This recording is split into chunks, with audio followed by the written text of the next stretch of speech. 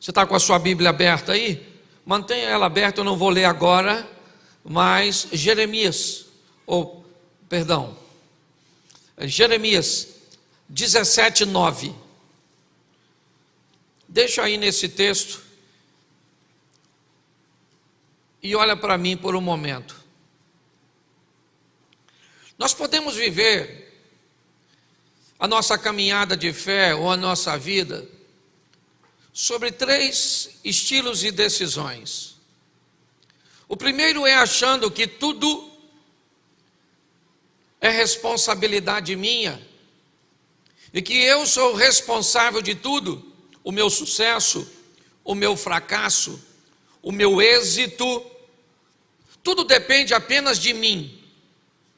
Basta que eu me esforce, baste que eu me dedique, baste que eu use de afinco, que eu vou conseguir obter vitória. Ninguém é responsável por nada na minha vida. A outra pessoa não define o que vai acontecer, e muito menos Deus. A minha vida é uma vida totalmente de minha responsabilidade. Algumas pessoas vivem desse jeito. Outras pessoas vão para outra extremidade dessa história. São pessoas que acham que não têm responsabilidade nenhuma.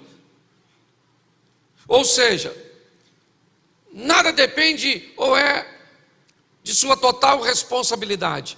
São aquelas pessoas que buscam sempre colocar a culpa nos outros pelos seus fracassos, ou até mesmo pelo seu sucesso. Sempre foi o outro, eu não tenho responsabilidade. Enquanto um toma as rédeas total de sua vida, outros abrem mão na totalidade. E tem aqueles que entendem que a vida é uma parceria entre nós, o nosso semelhante e Deus. Uma forma equilibrada de viver, entendendo que em algumas situações eu sou responsável, em outras situações as pessoas que estão próximas de mim, elas são responsáveis. E Deus é responsável. Quando nós olhamos para o sistema criado por Deus, ele é totalmente envolvido numa parceria, é tudo integrado. Desde o sistema da cadeia alimentar. Vamos aqui usar um exemplo. Vamos lá, você chega lá no alto da serra e de repente você se depara na fonte do rio com uma mina, com uma fonte de água, certo? Ela está brotando da terra e agora ela se junta num pequeno canal que vai para um pequeno córrego, que vai para um riozinho, que desemboca no outro, e ela então vai chegar até o mar. E é só uma questão de tempo até ela se tornar uma água salgada. Mas e agora? Por que essa água continua nascendo? Eu não sei se você sabe, mas a quantidade de água no mundo é a mesma desde sempre. Eu não sei se você sabia, mas não nasce água, não. A quantidade de água existente no início é a mesma hoje. O que acontece é que essa água que nasceu na fonte, que foi para um riacho, foi para um córrego, que foi para um rio, que desembocou no mar, ela vai ser removida do mar pelo sol, que entrega ela em forma de vapor. Ela vai se condensar nas nuvens, que vai ser levada pelo vento, que vai ser precipitada na terra, que vai filtrar e que vai voltar de onde veio. É uma parceria perfeita. Se nós entendemos que esse foi o sistema criado por Deus, o sistema de parceria, onde um entrega para o outro, é meio como uma corrida de bastão, sabe? Onde eu faço a minha parte, mas eu tenho que entregar agora para que o outro faça. Nós vamos olhando tudo que Deus criou. Vamos lá, você quer ver como há a parceria entre o dia e a noite? Um entrega para o outro. Esse é um sistema criado por Deus. Eu amo ver reportagem de animais. Eu não sei se você já reparou. Tem pessoas que acham uma crueldade um leão comer uma gazela. Fica com pena de ver, oh meu Deus, que violência. Não, aquilo é uma parceria.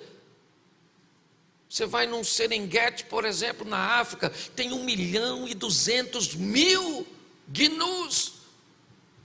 Se não tiver o leão para comer aquele gnu, um leopardo, é só uma questão de tempo até não ter mais capim, falando a grosso modo.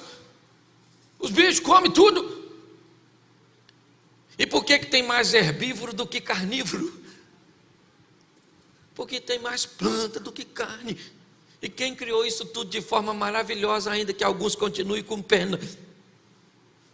Ah, pastor, mas eu acho um absurdo. O bicho come o outro vivo. Ah, você queria que ele matasse, congelasse, temperasse? Para diminuir sua dor quando vê uma coisa desse tipo, depois de alguns segundos no ataque, o animal que está sendo atacado, a presa, ela entra num estado de choque e não sente mais dor. Isso é comprovado. Mas tudo é perfeito. E aí quando chega na nossa vez de vivermos a nossa história, nós não queremos a parceria. Nós casamos, mas não somos parceiros. Nós vamos nos relacionar com Deus, mas não somos parceiros. Nós buscamos relacionamentos interpessoais de amizades que não envolvem parceria. Nosso propósito hoje é mostrar a você que Deus cria um ambiente de parceiros. Preste atenção, os dois irmãos estão no Éden. Qual é a profissão de Caim? Lavrador. E qual é a profissão do Abel? Pastor, que beleza. Um traz a carne, outros os legumes. Uma parceria nos irmãos Esaú e Jacó. Um é caçador, o outro cozinheiro. Vai fazer o guisado. A proposta de Deus, na verdade, é uma grande parceria. E o nosso propósito hoje, aqui pelo menos o meu, é criar um equilíbrio e estabelecer uma conscientização que para usufruirmos de uma vida legal, nós temos que unir o eu, né? Eu, o tu, o meu próximo e Deus. Se nós conseguimos fazer isso, isso é os 10 mandamentos, certo? Coloque Deus em primeiro lugar, depois aprenda a lidar com o próximo, e é tão desafiador que mais da metade dos mandamentos só falam de como lidar com o seu próximo. E qual é o grande desafio do culto? E eu tenho prestado muita atenção por onde eu tenho passado. Eu visito igrejas no Brasil inteiro, e grande parte dos cultos são condicionados a problemáticas, trazendo as pessoas, ou falando para as pessoas que chegam à igreja, como se elas sempre estivessem envoltas em crise, e por isso estão procurando a igreja. Ou seja, no momento em que você encontrar a solução para a crise que você está enfrentando, está na hora de você ir embora, porque a igreja está se assemelhando a um hospital, a um ambiente onde você só procura se estiver vivendo um problema, e não é assim que funciona. Jesus disse: eu estarei convosco todos os dias até a consumação do século. Se são dias bons, eu estou contigo. Se são dias maus, eu estou contigo. Se você está triste, eu estou contigo. Mas se você está feliz, eu também estou contigo. Então, se condicionamos a um culto apenas um ambiente onde pessoas estejam aqui para resolver crises, o que vamos fazer quando não mais a tivermos? E você pode dizer: mas pastor, ninguém fica sem crise. Mas a igreja não é lugar para ficar se resolvendo elas. Aqui nós criamos ferramentas, ou oferecemos ferramentas a você. Então eu quero rapidamente falar com você, que já que é uma responsabilidade minha, do meu próximo e com Deus, alguns cuidados, que se nós corrigirmos, podemos evitar sérios problemas. Isso está sendo transmitido? Tá? Há 2 semanas atrás, eu quis comprar um carro. E entrei num site de um leilão e comprei o carro. A entrega foi marcada para 5 dias. Eu não vou dizer o preço, mas vou dizer para você que não era um carro barato. Porque o meu projeto era vender um carro que eu tenho e colocar mais um dinheirinho para comprar outro carro. E um dia antes da entrega do carro, eu quis entrar no site. Já estava acontecendo outro leilão e eu queria dar uma olhada para ver se tinha um outro carro. Quando de repente eu me deparei com o carro que eu tinha comprado sendo vendido novamente. E aí eu liguei para um amigo que tem 2 sobrinhos que são leiloeiros, expliquei a ele a minha situação, dei o endereço para ele e ele me ligou dizendo que eu tinha caído numa fraude e comprado um carro num site falso e eu já tinha pago. Porque assim que o leilão termina, você tem que pagar o carro. E eu perdi o dinheiro naquele momento. Ok? A culpa foi de quem? A culpa foi minha. Meu filho me disse: pai, se você tivesse me mostrado o site, eu saberia identificar que ele era, mas eu não falei com ele. É muito importante nós entendermos que tem coisas que é culpa nossa. E se tomarmos cuidado conosco, nós podemos evitar sérios problemas. Para você ficar mais calmo, certo? Eu consegui recuperar o dinheiro, ainda não recebi, mas consegui bloquear. Até o policial falou para mim assim, quando eu fui fazer a ocorrência, ele disse: pastor, se o senhor conseguir apanhar esse dinheiro de volta, vai ser a primeira vez na minha vida. Eu falei: pois é, eu vou falar com Deus, e você vai ver que está tudo na mensagem, não estou contando minha historinha ao léu não, porque no final Deus entrou com providência, mas o abençoado aqui, porque bobo eu não sou, eu estava assim, fora de si, quando fiz esse troço, certo? Mas a grande verdade é que tem coisas que a culpa é nossa, primeira pessoa do singular, eu. Então deixa eu te mostrar alguns cuidados, já que a vida é uma parceria entre eu, as pessoas e Deus, eu vou te explicar hoje que cuidados você tem que ter com você, que cuidado você tem que ter com as pessoas e que cuidado você tem que ter com Deus. E aí você vai sair daqui, se quiser errar, aí lasque-se, dane-se. Como diz o filho Felipe: sinto muito, mas não sinto nada, certo? É assim que funciona. Jeremias 17:9, põe para mim aí, santo varão. Enganoso é o mais do que todas as coisas, e quem o...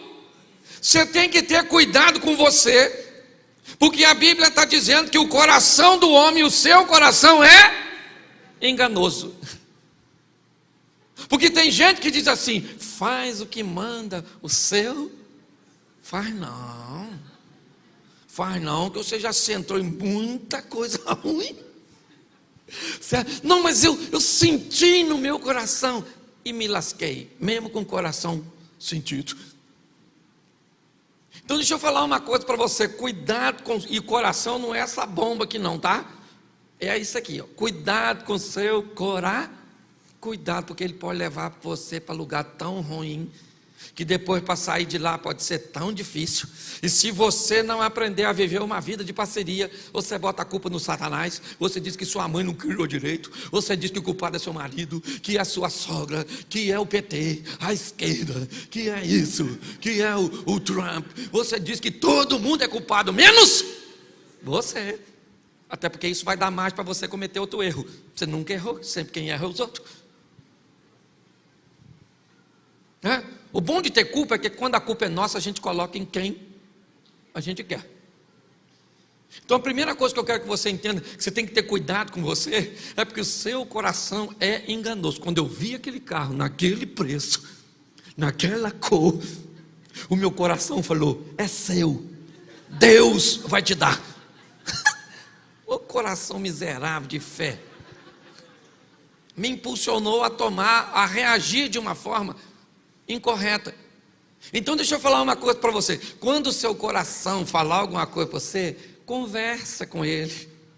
Conversa com a próxima fase que eu vou te falar. Conversa com Deus. Senhor, meu coração está bem falando isso comigo. E o Senhor mesmo falou que meu coração é enganoso. Como foi o Senhor que fez? O Senhor sabe o que está falando. Então me dá uma dica para como não entrar em fria. Porque deixa eu falar uma coisa para você. Deixa eu colocar de uma maneira melhor.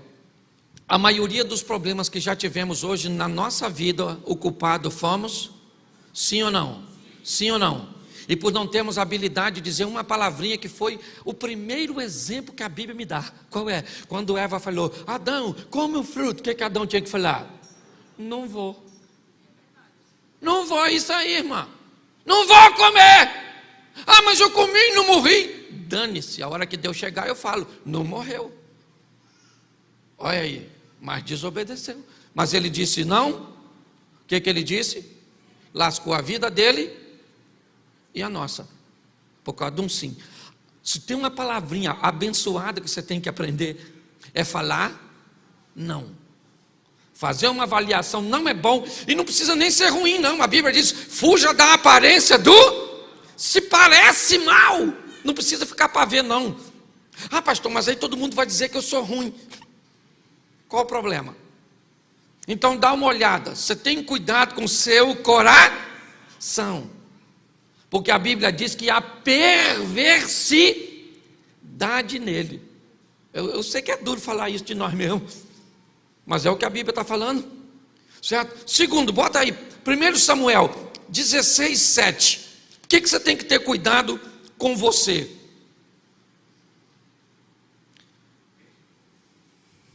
Porém o Senhor disse a Samuel, não atente para a sua aparência, está aqui na tela, nem para a altura da sua estatura, porque eu tenho rejeitado, porque o Senhor não vê como o homem vê o quê? O que está diante dos, porém o Senhor olha para o que a Bíblia está dizendo? Que eu tenho que ter cuidado comigo, que a minha capacidade de visibilidade ela é extremamente limitada. O homem só consegue ver o que está diante dos seus olhos. Então, antes de tomar decisões, eu preciso tomar algumas posturas. Por quê? Porque segundo a Bíblia, o meu coração pode me enganar. Segundo a Bíblia, os meus olhos, ou a minha capacidade de enxergar, a minha leitura, o que eu sou capaz de ver e de notar, é extremamente limitado. Eu vejo o que está diante dos olhos. Por isso eu tenho que ter cuidado. Quando for tomar uma... Gente, isso que eu estou falando aqui, eu preciso desmistificar primeiro. Isso que eu estou falando aqui só serve para coisas que são relevantes, porque senão eu vou colocar a igreja num ambiente de loucura. Preste atenção, você levanta na sua sala para pegar um copo de água na geladeira da sua casa, na cozinha. Qual é o nível de atenção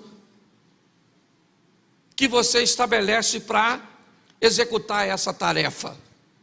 Simples. Você levantou, caminhou até a geladeira, pegou um litro de água, colocou no copo, bebeu e voltou. Sim ou não? Vamos agora.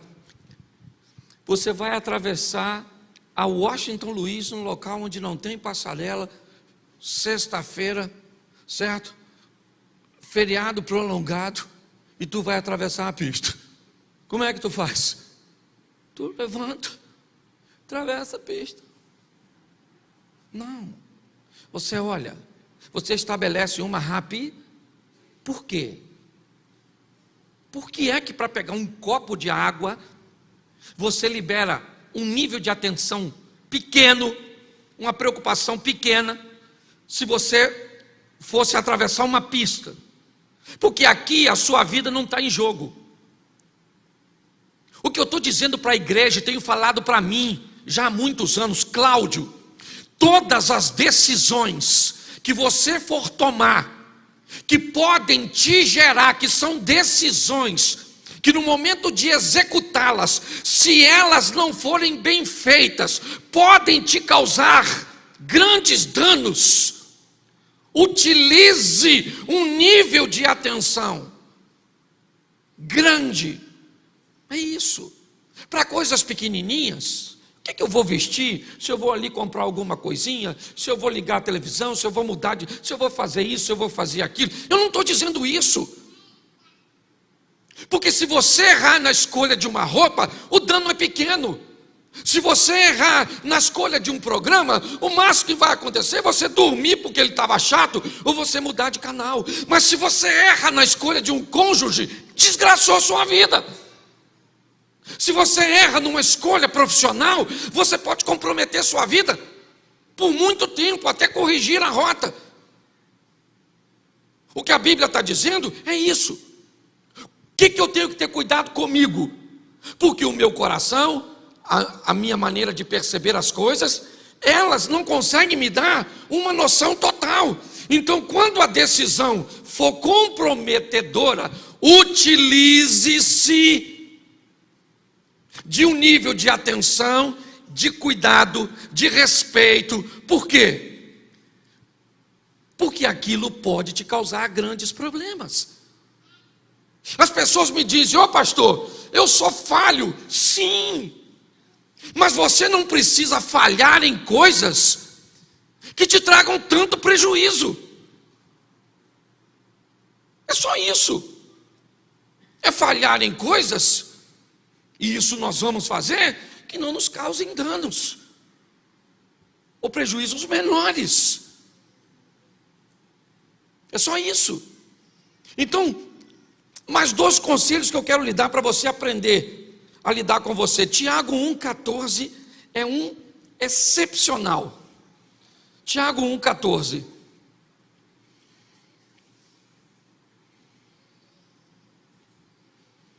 Mas cada um é tentado quando atraído e engodado pela sua própria concupiscência, ou pelo seu próprio desejo. Olhe para mim, cuidado com você. Por quê? Porque tem uma coisa chamada desejo.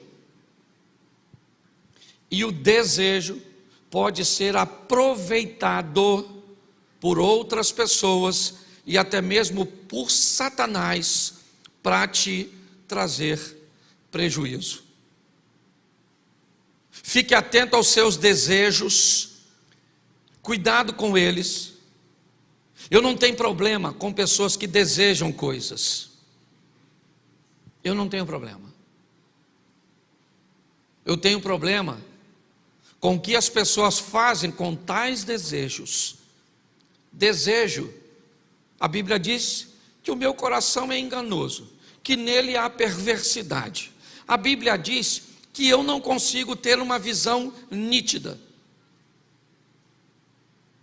E a Bíblia está me dizendo que eu tenho que ter cuidado com o meu desejo. Por quê? Porque é o meu desejo que pode virar uma arma na mão do meu adversário. É só isso. Por isso que eu tenho que ter cuidado comigo. Se eu começar a me policiar de forma correta, eu posso fazer com que eu, Cláudio, me desvie de muitos problemas.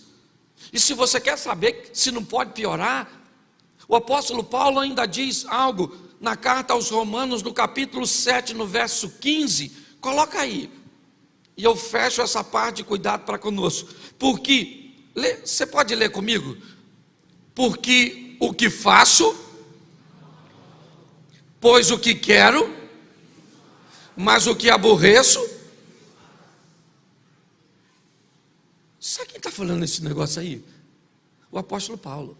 Paulo está dizendo, olha, porque eu estou fazendo coisas que não aprovo.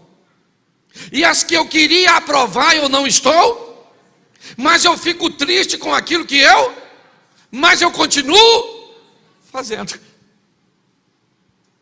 O que Paulo está dizendo é que eu posso fazer o mal mesmo sem que, porque eu perdi o controle da minha própria vida. Esse texto não é a estrutura final do discurso de Paulo, não. O final é: combati o bom combate, acabei a carreira, guardei a fé. Eu consegui mudar de fase. Mas é importante nós entendermos isso, porque senão vamos ter uma igreja o tempo inteiro tratando de problemáticos. Uma igreja o tempo inteiro consertando casamentos, o tempo inteiro falando de gente que precisa pagar dívida, o tempo inteiro falando de gente que precisa ficar curada de uma doença. Jesus virou utilitário, sabe? Aquilo que eu procuro parece o Google. Eu procuro para resolver alguma coisa, e não é assim que funciona. Eu não estou dizendo que ele não é e não faz milagres e não resolve problemas. Eu estou dizendo que igreja que não fica sã nunca. Que tipo de vida que não melhora nunca. O discurso é sempre: eu estou numa luta, eu estou numa batalha, eu estou numa dor, eu estou nisso, eu estou... E quando é? Isso não é vida, isso é uma saga. É importante nós entendermos. Se a vida é uma parceria, sou eu, pessoas e Deus, primeiro eu vou entender o que eu preciso fazer. Então o que eu preciso fazer? Entender meu coração, vigiar minha ótica, entender que os meus desejos podem me ludibriar, e por último, entender que eu posso estar fazendo o que não quero, mesmo sabendo que é errado. Pastor, mas aí ficou difícil. Mas já eu te explico. Nós também precisamos ter cuidado com os outros. E grande parte da vida e das pessoas mais maduras aqui, até porque a bandeira do projeto é recomeçar, vem do segundo ou do terceiro casamento, ou já fez isso, ou já fez aquilo, ou já passou. São pessoas que estão tentando consertar a sua trajetória, fazer novamente, mas agora de uma forma assertiva. E se você teve problemas anteriores, provavelmente você também teve problemas não apenas com você, mas teve problema com outros. E se na vida eu tenho que lidar com gente, é bom saber como me comportar e que cuidados eu tenho que ter. Então vamos lá em alguns cuidados que eu acho que pode ser bem valiosos. Jeremias 17:5. Profeta Jeremias 17:5. Assim diz o Senhor: maldito o homem que confia no homem e faz da carne o seu, e aparta o seu coração do... Preste atenção no que a Bíblia está dizendo. Isso não tem a ver com relacionamentos de amizade. Isso não tem a ver com contar para pessoas seus segredos e abrir seu coração. É só você ler o texto. Mas o texto está dizendo: cuidado com o nível de confiança excessiva. Quando você começar a confiar demais nas pessoas, você vai começar a ter sérios problemas. E esse é outro problema da religiosidade. Porque é praticamente falta de fé desconfiar das pessoas. Todas as vezes que eu digo para alguém: cara, avalia melhor, essa pessoa pode ser ruim, essa pessoa pode ser tóxica, essa pessoa pode entrar na sua vida e pode desgraçar a sua vida. Por quê? Porque o coração dela é enganoso, engana até ela, não vai enganar você, porque a ótica dela é ruim, porque seus desejos são ruins, e porque ela pode fazer mal sem querer. Quando eu vou dizer isso para as pessoas, elas ficam, como diria um amigo, consternadas, porque dizer que o outro é ruim parece um pecado. Não, gente. Tem gente ruim, sim. Tem gente má, sim. Isso é uma grande verdade.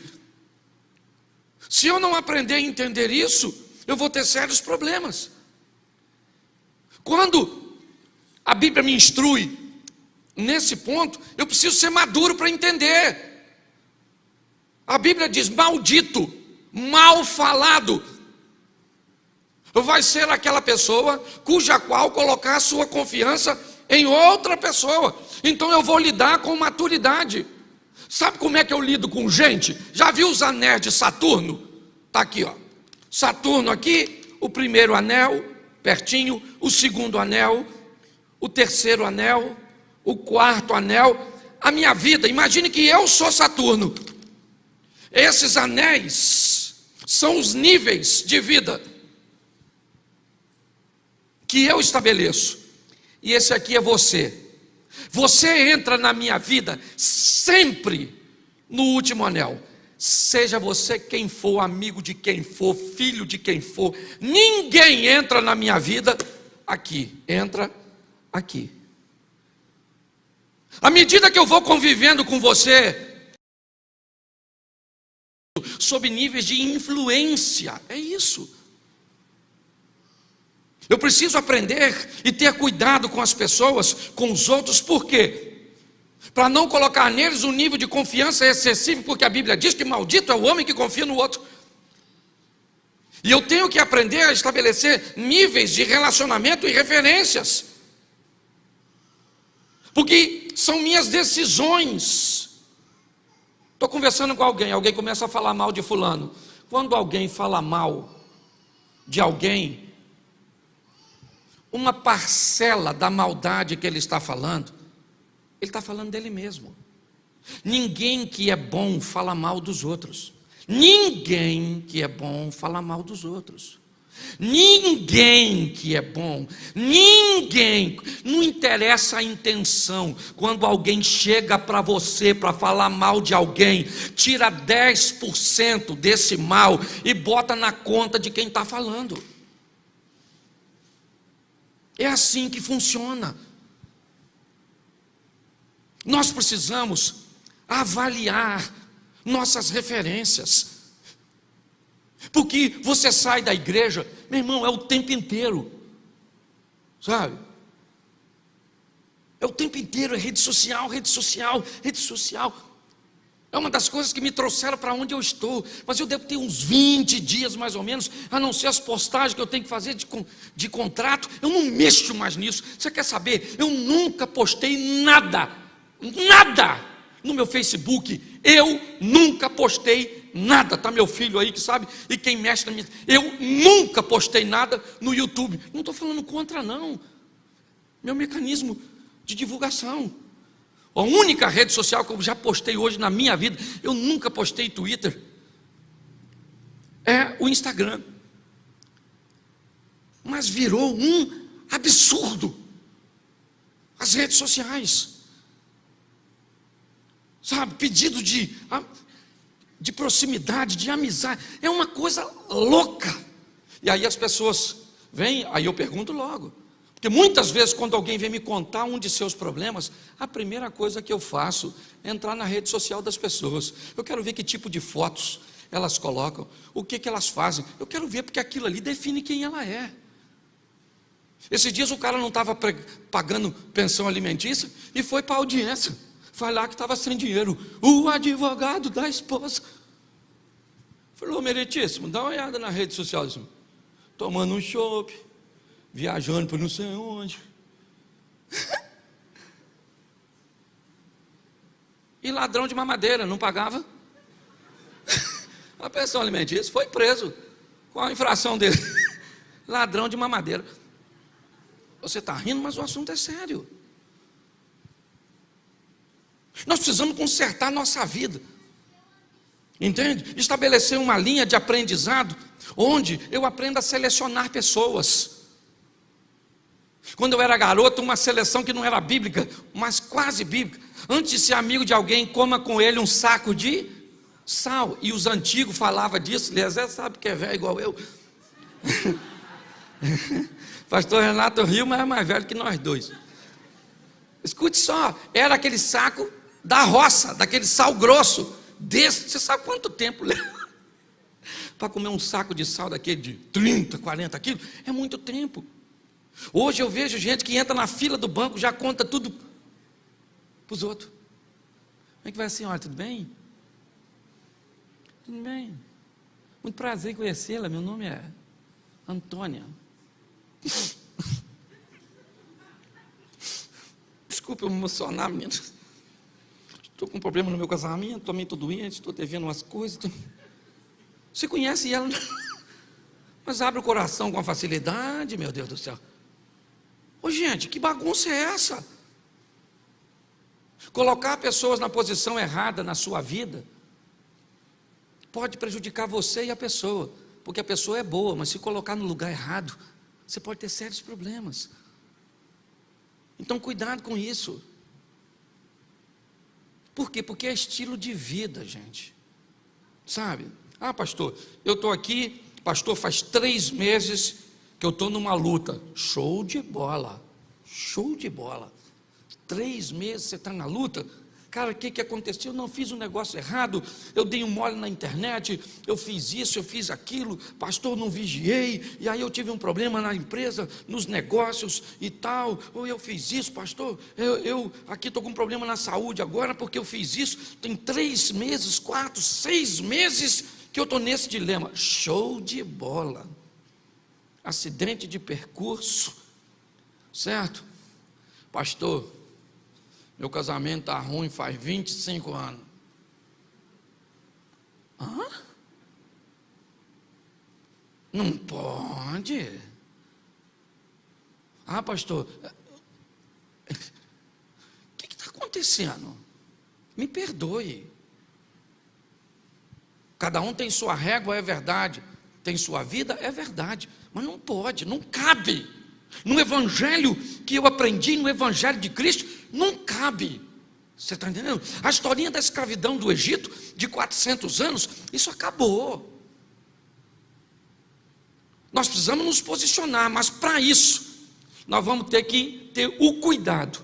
Primeiro eu mostrei para você qual é o cuidado de lidar com você. Então, para lidar com você, você tem que saber que o seu coração pode te enganar. Você tem que saber que os seus olhos podem te enganar e você pode não conseguir fazer uma leitura correta.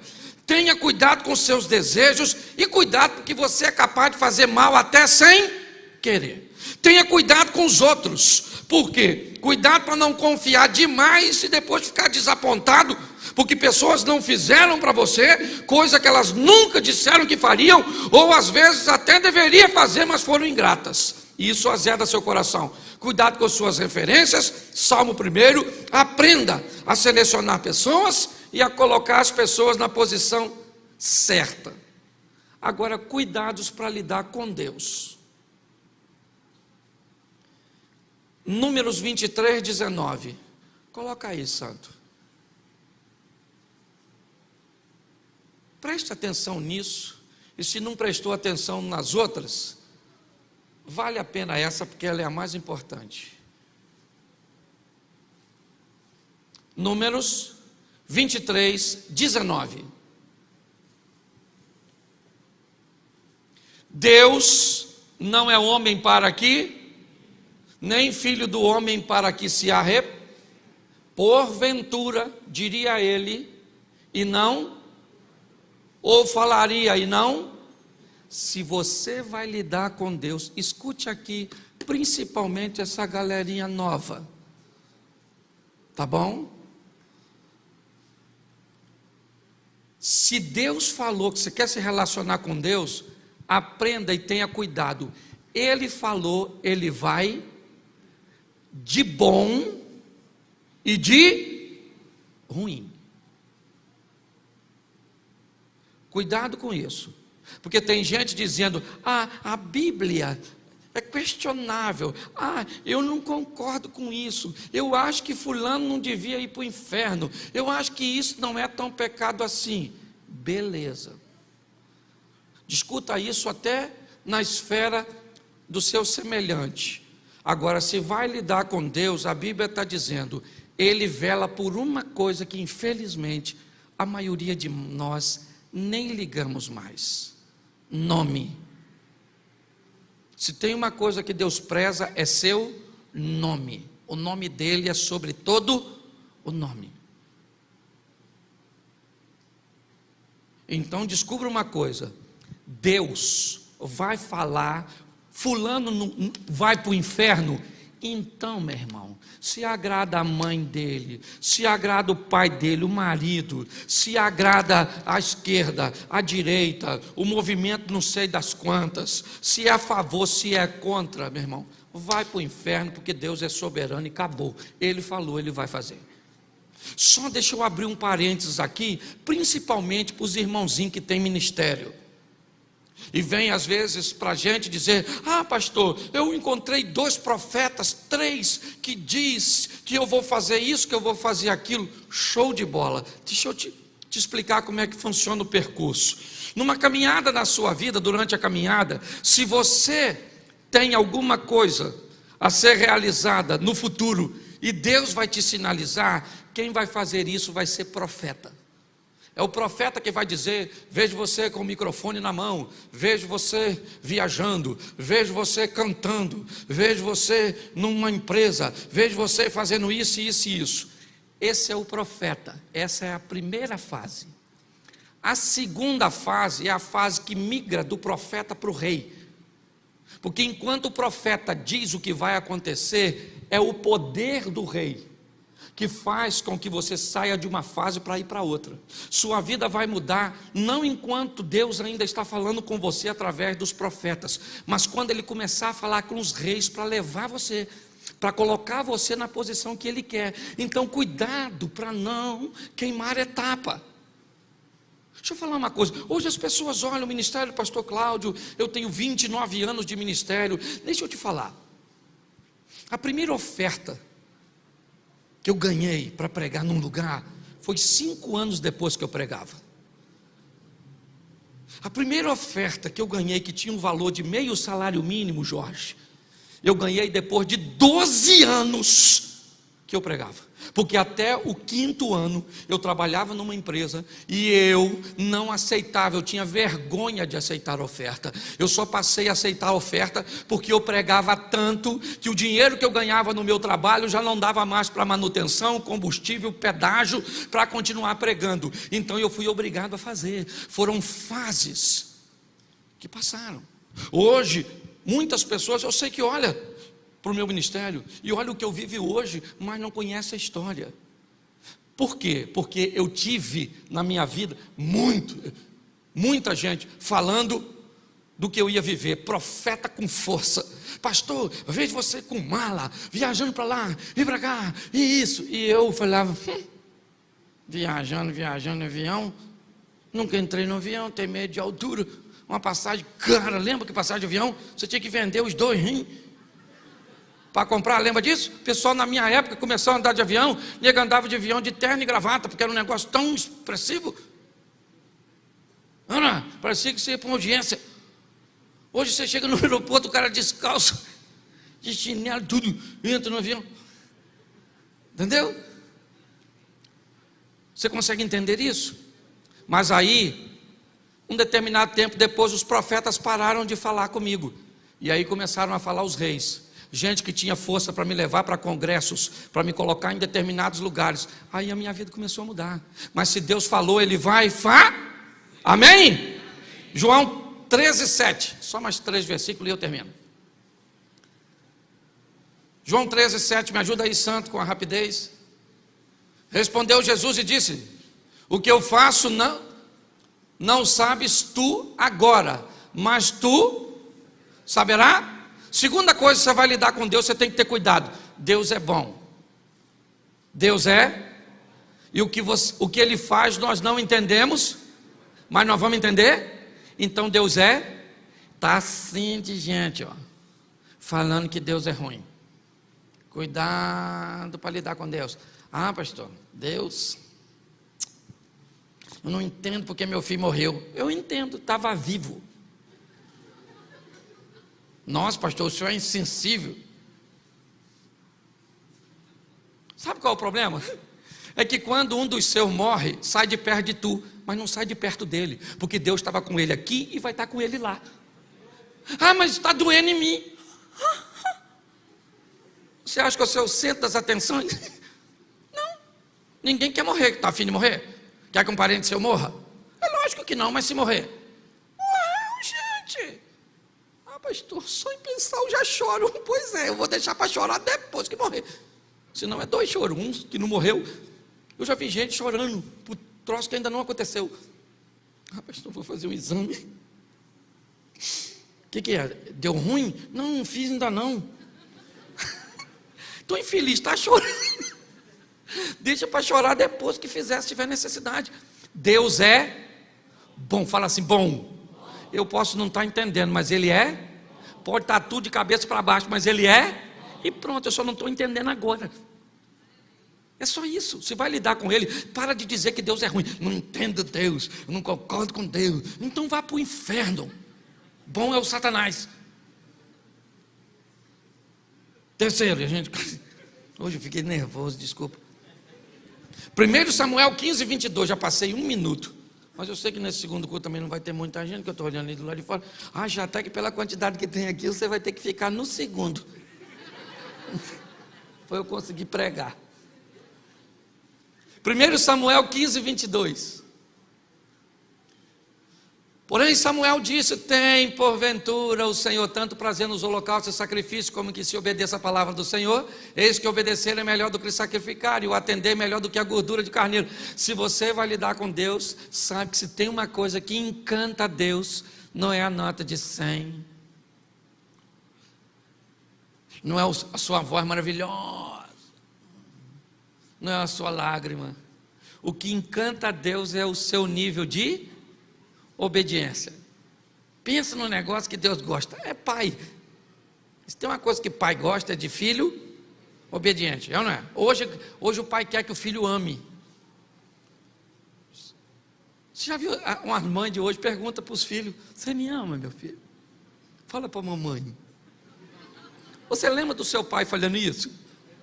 Fala para papai que se você me ama. Os pais da gente olhavam para a gente e diziam: se você me ama, eu não sei, mas me obedeça que eu te rebento. Era assim ou não era? Eu rebento você agora. Você lembra? Hoje eu vejo uns filhos falando perto do pai assim: é mentira.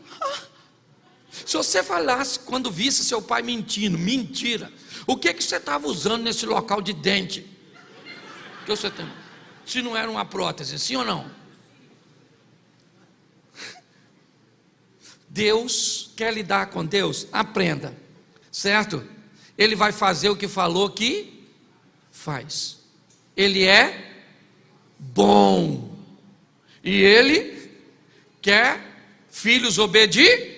Então vamos lá. Se eu aprender a lidar comigo e com minhas emoções, selecionar pessoas e referência, se eu entender que Deus vai falar o que Ele, ou vai fazer o que Ele disse, tanto para um lado quanto para o outro, se eu entender que Ele é bom, e entender que Ele quer que eu obedeça, vivendo nessas 3 esferas, coloca em prática. Vamos fazer o seguinte: coloca em prática e fala comigo daqui a 6 meses, se mudou ou não. Agora, se sair daqui para continuar na mesma ser vergonhice, aí vai dar ruim. Por favor. A gente prega. Hoje eu passei por uma irmã ali na eleição, Ozia. Pensa, a roupa da irmã. Eu vi a irmã de louro e falei: é minha ovelha. Quando eu vi a roupa, eu falei: alguém tosquiou. Meu Jesus, arrancaram os pelos da minha ovelhinha, está quase pelada. Algum óculos escurão. Eu falei: Jesus, meu Deus do céu. Se perguntar para ela quem é o pastor, é ele. Morri. Aqui nós não estamos de brincadeira não. A gente só não consegue controlar a vida dos outros, porque a decisão é sua. Mas você está a fim de vencer? Amém? Então coloca a palavra de Deus na sua vida e vamos mostrar para os outros quem é o nosso Deus. Fica de pé agora. Glória a Deus. Quando sair, sai devagar, porque se tiver pouca gente, volta. Feche seus olhos. Isso aí, ó. Gente, próximo final de semana tem retiro dos adolescentes. Mande seu filho, ok? Nós estamos aí buscando interagir, fazer com que seu filho seja inserido, certo? No grupo, participe. Então lá fora, procure informações, ok? E traga seu filho para participar conosco. Deram um espirro aí maneiro. Cuidado com o corona. Feche seus olhos. Ser pastor é mó barato. Deixa eu fazer uma pergunta para você. Você está com pressa mesmo? Já atrasei, tem pouca gente. Você quer voltar para Jesus hoje? Levar uma vida com Deus a sério.